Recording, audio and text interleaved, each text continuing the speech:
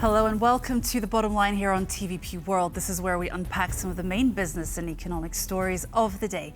I'm your host, Marie Cato.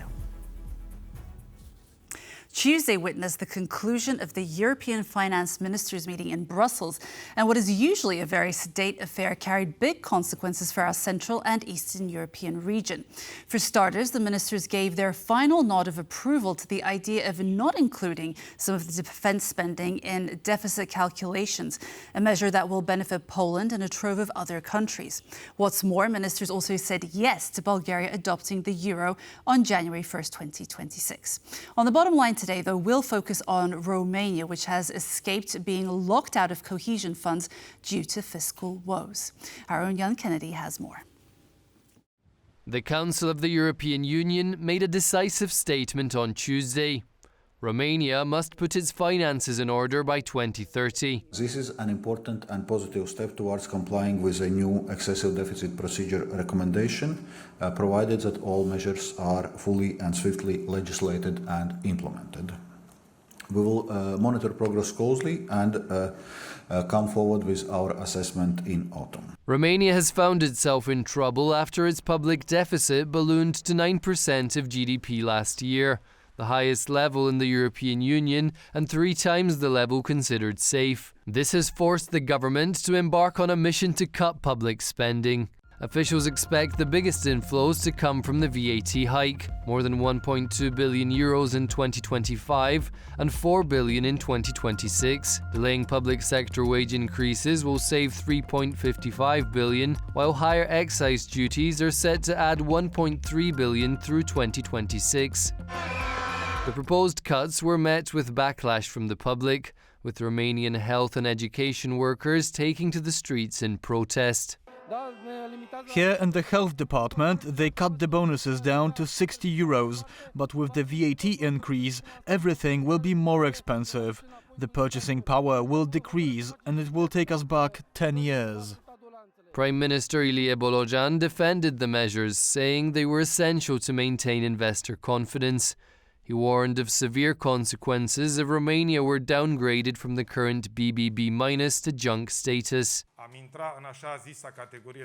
This would mean that our country is no longer recommended for investments, and very few foreign investments would come to such a country. We would enter a brutal recession, which would mean job losses, high unemployment, a currency that would depreciate massively, and practically we cannot afford this at the moment.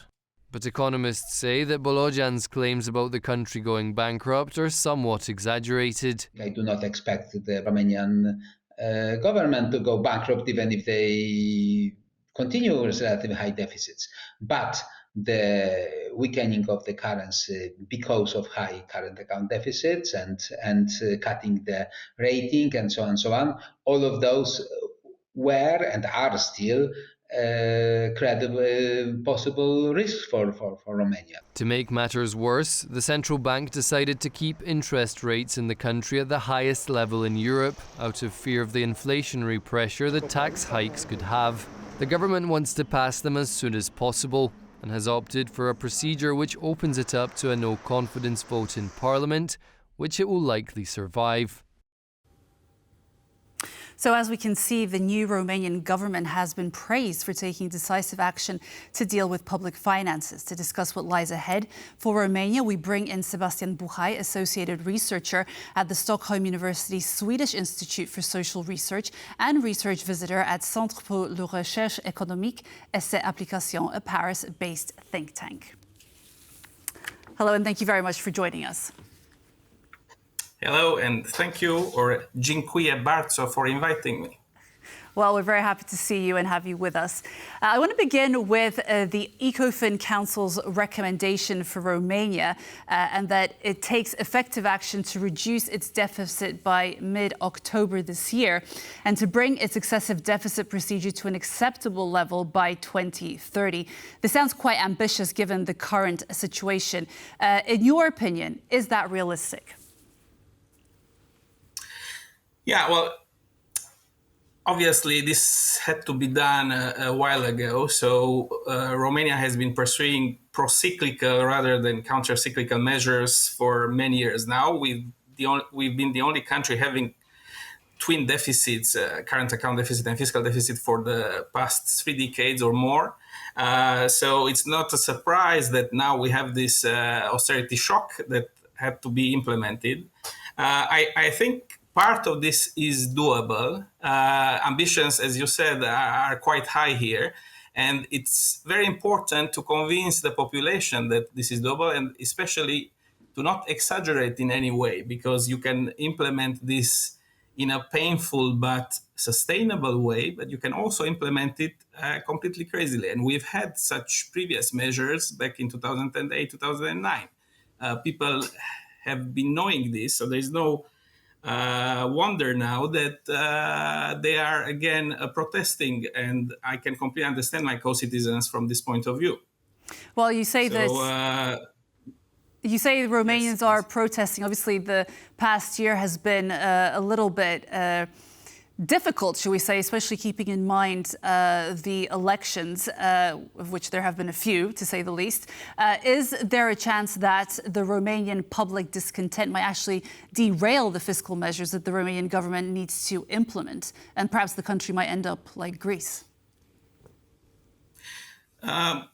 We cannot. There is, of course, such a disastrous scenario, let's say, in which a no confidence vote could pass, but there is still a majority of the pro-European parties in the parliament. So I do not think that this is within the, let's say, very near future. It's very important what happens this year and how these measures are communicated to the public.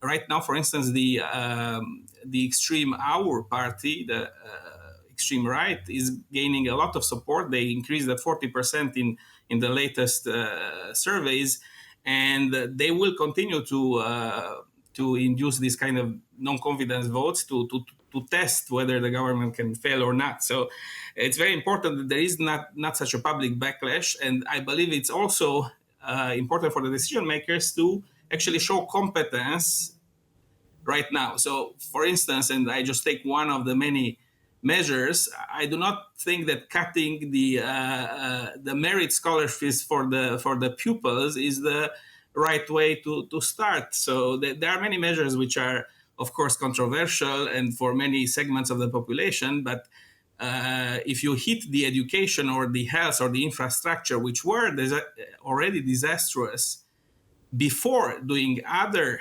things, there is no surprise that the population will turn against you, and maybe with some sense this time. Just going back to the ECOFIN Council's recommendation, because it needs to reduce its deficit by mid-October this year, so that's not actually a lot of time. What do you actually think can be achieved by the end of this calendar year? Right. So I believe that one thing that will go through, obviously, so you can cut this part of the spending in the public sector. So this is definitely doable. You have to show more in terms of restraining some of these privileges of certain segments of the population, such as justice and so on. So they already imposed some salary caps for civil servants. They've frozen some pensions. And so on. They did something in terms of revenue-raising measures. So, for instance, the VAT restructuring, I think that was in any way necessary, since we don't have a progressive taxation, which was recommended by many international organizations for a long time. But again, pro-cyclical measures against counter-cyclical, so that it was never implemented. So from that point of view, an efficient way is, of course, to raise the VAT. But, of course, you have to support the ones that will lose at the bottom of the distribution, and that was not properly done. So, for instance, they did 2 layers of the VAT, but they implemented it within a supply chain. They implemented it, for instance, 11% at the end of the supply chain and 21% at the intermediaries. So that's, of course, nonsense from a point of view of economic theory. So again, there are some things which were not well thought. Maybe they are also in a hurry. Of course, they had to pass this quite quickly. In any case, new and higher levies, 30% on gambling, this should have been done, and it's a good thing they've done it. But this, the total fiscal impact, so if you think about it, this will bring, maybe 1.2, 1.3% of the GDP of 2025 in terms of this tax increases or revenue increasing measure. So it's not going to be obviously sufficient. Then, of course, you can pursue this further in 2030. But at the same time, you have to be careful to have a sustainable growth nevertheless. So you have to cut, but to be friendly towards growth, because without economic growth, which has been already reduced dramatically in 2004, 2005 so far, it's going to be much, much worse. Absolutely. I wanted to ask about increasing VAT and taxes and making your average citizen pay the prices for poor governance. And that's one thing. But ensuring that the money actually flows into the right places is completely something different. How is the Romanian government going to ensure that that actually happens? Yeah, you're completely right there, and this problem of the confidence. So, thinking back, for instance, of the public spending. So, in Romania, they still, unfortunately, they haven't really understood what public investment or responsible public investment really means. So, this is responsible if and only if it has a positive societal value, or a lot of these public investments have been done without strategic thinking. I mean, we don't even have to go into the complete lack of a strategic industrial policy, but anything that was even like football terrains, sometimes they were constructing around a tree in the middle of the. So we're talking absurd things in some cases. So these are, these are the same people. This government has basically the same two parties. Now they are probably European, good for them. We appreciate that, of course. They haven't been able to prove they're extremely competent before, so I do hope they will be able to prove it now. And we're looking at them, and we hope they can be convincing. But let's say that we don't have a lot of trust, unfortunately. In terms of the credit rating agencies, which are obviously an audience that Prime Minister Bolojan wants to satisfy, so that at some point Romania can hope to attract foreign investors. But obviously this is a somewhat of a far-off prospect. Would you agree? Yeah, so I think it's 2026 when there will be this credit rating again, indeed. So there is a fear, and there's always been a fear in Romania. What will Fitch say? Yes, these are good concerns. Of course, the borrowing costs are totally dependent in the end on these ratings. I've been once in a panel with somebody from Fitch, as well as with someone from the National Bank and from other banks. And, I don't think this should be definitely the priority. I think the government should first think about the people in Romania, of course, but this should inform, of course, the decisions. But when you make this the absolute, the arch goal, or you justify it by this, I believe this is not going to go much further in convincing the population when you're saying Fitch is going to tell us that we're doing well or not. So let's not forget that any of these austerity measures have to be followed by proper measures to help those in need. Romania has almost the highest poverty, for sure, for those under 18 years old, the highest child poverty in Europe, for instance. We've been having a disastrous, execrably managed public education and scientific research for years. The public healthcare system is in fire ad litem. I mean, there were many burning hospitals. I'm not mincing my words here. So, on top of this, of course, now we come with austerity measures, which, yes, part of them have to be implemented. And this is, of course, high time they are implemented. But you need to think beyond this little box, this little thing that Fitch or other rating agencies are going to tell you. So basically what you're trying to say is that essentially Romanians are actually struggling a lot, and now it's only going to get worse. I think that's a right phrasing of what's going on. So let's say the confidence in the public institutions was already at a low, and now it's going to decrease further. So, of course, we are still, and the population is still in majority very pro-European, and I believe that's a very good thing. And other nations have gone further towards being skeptical, but not so much the Romanians, and I hope we stay like that. But we do need competent decision makers and people who do understand economics and not just do something because they heard somebody said so, and somebody calculated well. something. So, but this takes me to my next question. Can the newly established Romanian government politically withstand these kind of austerity measures? Because, as you said, we can already see the opposition party, the Alliance for the United Right, planning to file for a no-confidence vote. I mean, in all likelihood, it's probably not going to happen. But just the first part of my question, can they actually withstand all this? Well, so I believe that fortunately, there is for now, there is still a majority who understand that these measures have to be done. So let's say that we're at 40% that would be, let's say, against, in the sense that they support the opposition right now. So there's still a slim majority, but of course, any defection, which happened a lot previously, any defection from the governing parties would alter quite significantly this slim majority. So I don't think personally that the government would collapse before this 2026 credit review. There is, of course, a risk that should be taken into account.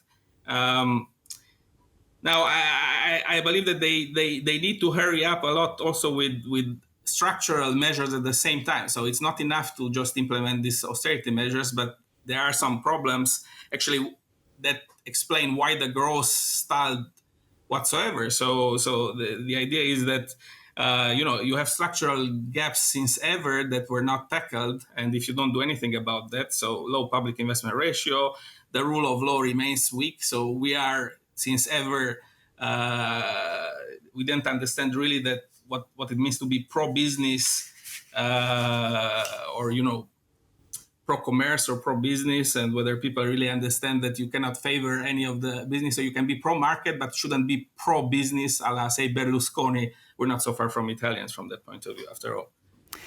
In these circumstances, based on what you have shared with us, how can we expect to see Romania spur on economic growth while cutting? And why is the economy not growing despite the borrowing? Right. So these are very legitimate questions, of course. So, as I was hinting before, so we had these many structural gaps, but also underabsorbed EU funds, if you want. So this is a strong problem for years now in Romania. And then one line that's particularly in my line of research is the labor market rigidity. So unless you flexibilize a bit the labor market, you won't pretty much get very far. And judicial and administrative reform also, it's something like people don't believe you do anything until you clamp down on the corruption cases, on all these issues that for years they were plaguing the political edifice, in fact, because they all have links to businesses as well. So the way I believe, is there a way out here? So surely there is a growth-friendly approach, I would say.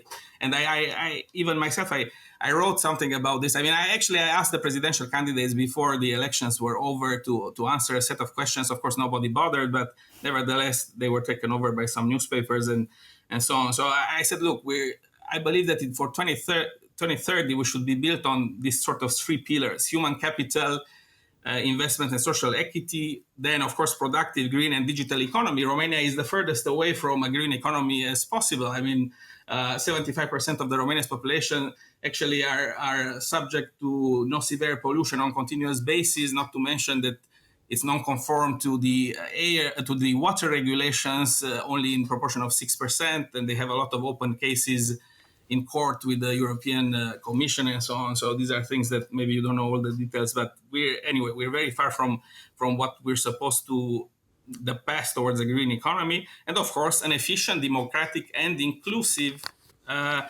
state. So, and I gave some key points of how to achieve this and what are the key priorities and so on. So I believe that you have to preserve the public investments and expedite the structural reforms, and you need this private investment dynamics, which was not in place before. So we were consumption led for so long. So these would be like the key points.